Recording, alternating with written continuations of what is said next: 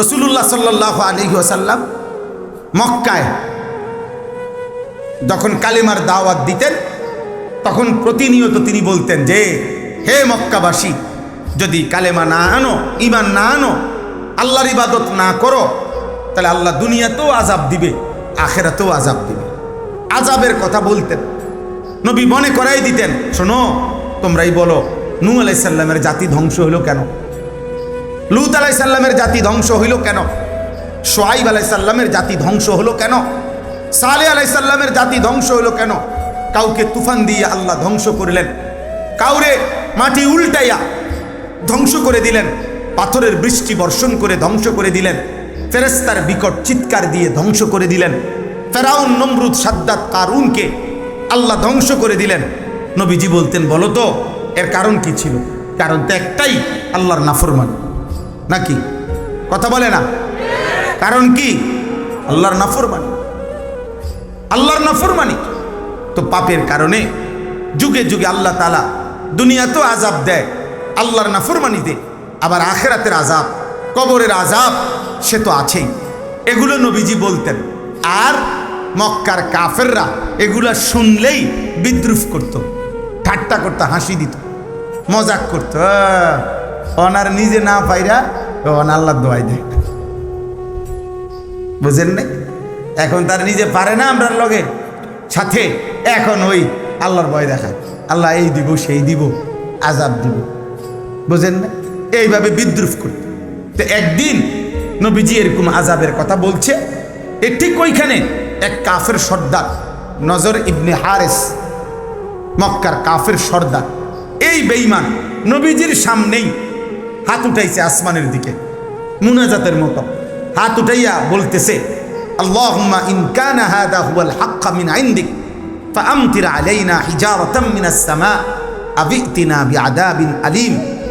এসে বলছে, হে আল্লাহ, হে আল্লাহ, এ আপনার এই মুহাম্মদ, সে যে বলে আপনি নাকি আমাদেরকে আযাব দিবেন আপনারে না মানলে, তো এই তার কথাটা যদি সত্যই হয় তো এখন দেখি আপনার কাছে কি আযাব আছে, দেন এখন, আনেন আনেন, এখন দেন আযাব।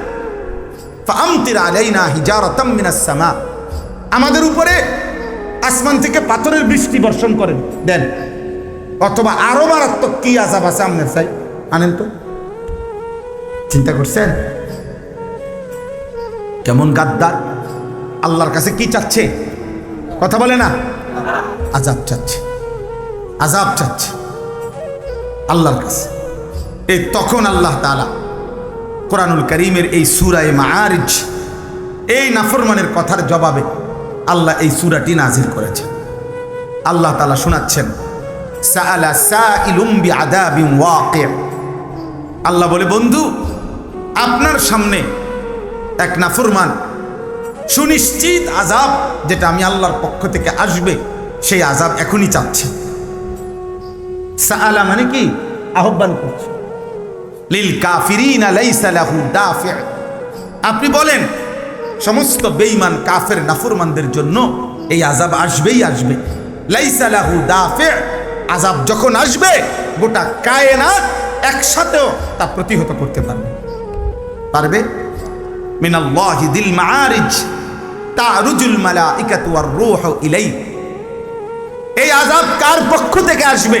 আপনি তারে আবার বলেন, আপনি তাকে আবার বলেন, বন্ধু বলেন যে শোনো, এটা কোনো মেম্বার চেয়ারম্যানের শাস্তির ধমকি না, এটা কোনো এমপি মন্ত্রীর শাস্তির ধমকি না, এটা হচ্ছে ওই আল্লাহ জিল মাআরিজ তারুজুল মালাইকাতু ওয়ার রূহু ইলাইহি, সাত আসমানের ঊর্ধ্ব পর্যন্ত, আরশ আজিম সাতবক জমিনের নিচ পর্যন্ত, এই পুরা কায়নাতের সর্বোচ্চ অধিকারী, একক অধিকারী, একক ক্ষমতাবান, 24 ঘন্টার প্রতি সেকেন্ডে যার আদেশে সমস্ত ফেরেশতা, এমনকি জিব্রাইল 1 সেকেন্ডের কম সময়ে সাত আসমানের ঊর্ধ্বে থেকে আল্লাহর হুকুম নিয়ে জমিনে আসে, কিংবা জমিনেরও তলদেশে যায়, আবার সেকেন্ডের মধ্যে সাত আসমানের উপরে উঠতে পারে, যার হুকুমে এরকম সেকেন্ডের মধ্যে কোটি কোটি ফেরেশতা উঠানামা করে, সেই মালিক চাইলে 1